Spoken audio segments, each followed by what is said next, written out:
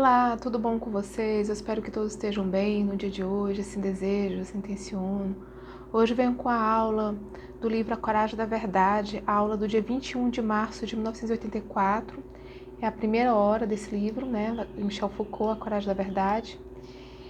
E essa aula é a continuação, né, das discussões que o Foucault ele traz, né, sobre os cínicos, sobre a vida cínica, a vida dos cínicos, né? E nas aulas passadas, ele tratou da vida não dissimulada, da vida sem mistura, da vida reta. E a vida não dissimulada, ela foi assim dramatizada pelos cínicos, né, como uma vida desavergonhada, como já foi visto, né? A vida sem mistura é uma vida dramatizada na forma de um despojamento voluntário, né, e uma espécie de desonra. E a vida reta é uma vida totalmente fora das convenções. Então, resumindo, né, é uma vida nua, uma vida mendicante, uma vida bestial, uma vida de impudor e de animalidade. E aí ele vai dizer que tudo isso, para o pensamento antigo, era algo assim, para aquela cultura, algo difícil de aceitar, né? É uma espécie de careta, a careta do filósofo, que ele faz de si mesmo. É um espelho quebrado, né? Que o filósofo é chamado a ver. E aí é a consumação de uma verdadeira vida filosófica, né? Ou seja, uma vida realmente outra. Mas tem um quarto aspecto que o Foucault ele vai tratar nesta aula, né? Que é a questão que é tratado pelos cínicos, mas também por outros filósofos da antiguidade, né? Que é a questão da vida soberana, né? Uma vida soberana, por exemplo, é uma vida da posse de si, ter soberania sobre si, né? E ele vai dizer que existe uma série de formulações filosóficas sobre isso na antiguidade. Pertencer a si mesmo, ter prazer para consigo, ter gozo e prazer na relação para consigo, né? Gozo em si mesmo. Buscar em si uma relação de alegria, né? Mas essa relação do filósofo para consigo, né? É também uma relação que se abre para o cuidado com os outros. É o cuidado que se tem com os amigos, né? Com alunos, né? Então, o sábio, ele leva uma vida soberana, porque ele também gosta de ser útil aos outros, né? E ao gênero humano. Então, a vida verdadeira é um exercício de soberania sobre si, mas também, ao mesmo tempo, fazer bem aos outros. Essa questão da soberania, né, também foi retomado pelos cínicos como uma dramatização também, certo? Como o cínico rei. Mas Foucault vai dizer que os outros filósofos também trataram dessa questão, né, da relação entre a monarquia e a filosofia. É uma questão importante na filosofia, né, essa discussão. E aí Platão ele vai tratar sobre uma forma ideal de ser, né, aquele ponto ideal de uma espécie de monarquia, né, uma monarquia do filósofo, que ele vai exercer sobre os outros, né.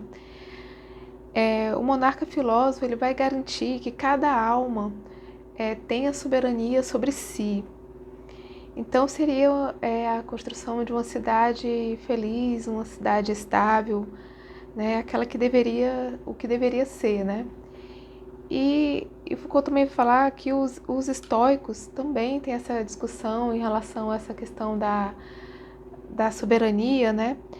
Porque para os estoicos o filósofo ele não só é aquele capaz de governar a si, como também ele é aquele capaz de governar os outros, né?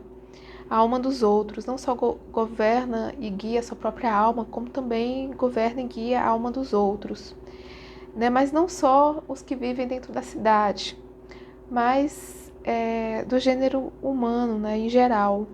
Nesse sentido, o filósofo ele é um rei. Entre os cínicos, o cínico, ele é o rei, né? Inclusive, né, o Foucault vai dizer que ele é o único rei. E em relação à monarquia dos reis coroados, o cínico, ele é o anti-rei, né? E aí, ele vai fazer uma denúncia, né? Aqui tem uma denúncia em relação à realeza. A realeza dos reis coroados, né? A realeza política, quanto é uma ilusão, né? E aí, por quê? Porque a verdadeira soberania é aquela que se exerce sobre si. E existe então, né, aquele célebre encontro que Foucault vai trazer aqui, de quando Alexandre se encontra com Diógenes, né, o único que pode rivalizar com Alexandre. E Alexandre, ele está na sua glória, né, está no auge da sua glória. E ele vai encontrar Diógenes. E aí, né, Diógenes é o miserável, né? Mas o verdadeiro rei, ele não está, certo, baseado na força, na autoridade, né, na armada.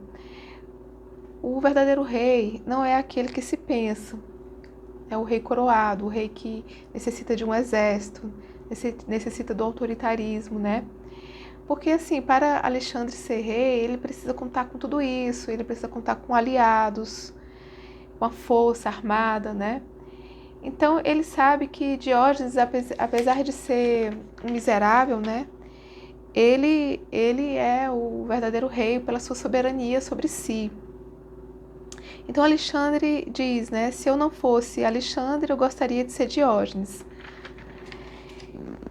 Porque ele reconhece isso, né? Já o Diógenes, para exercer a sua soberania sobre si, ele não precisa de nada, né? Ele não precisa da educação, pois Alexandre, para ser rei, ele precisou de uma paideia, né? De uma educação. Ele precisou nascer de uma família que trouxesse essa realeza para ele, né? E Diógenes não, Diógenes ele já é um rei por natureza, pela sua capacidade de ter soberania sobre si, né? E o reinado de Alexandre é um reinado frágil, que pelos reveses do destino poderiam sim perfeitamente cair, né? Já de Diógenes não, né? Seria um reinado pleno, não teria essa possibilidade de cair, né? E o reinado de Diógenes é um reinado que vem não pela conquista, através de uma armada, ou pela família, ou por uma educação, né? Ela vem por algo que vem na sua natureza, que foi dado por Zeus, né? Que seria a coragem. Essa é a monarquia de Diógenes, né? O sábio.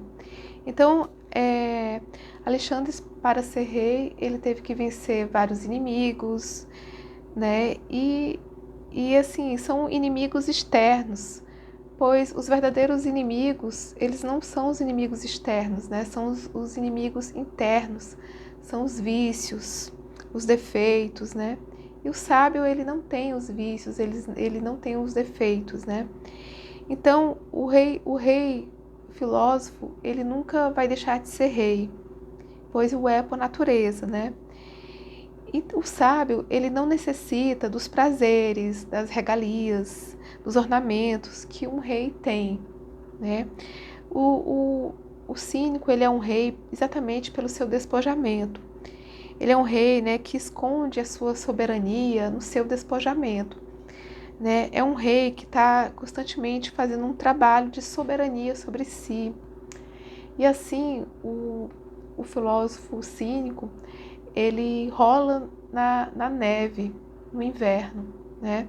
Mostrando o limite que se pode suportar, a soberania que pode ter para consigo mesmo. Ele não fica numa fragilidade, né? De uma vida voltada para as regalias e os prazeres, como o rei, né, tem, e que por revés do destino isso poderia perfeitamente mudar, né?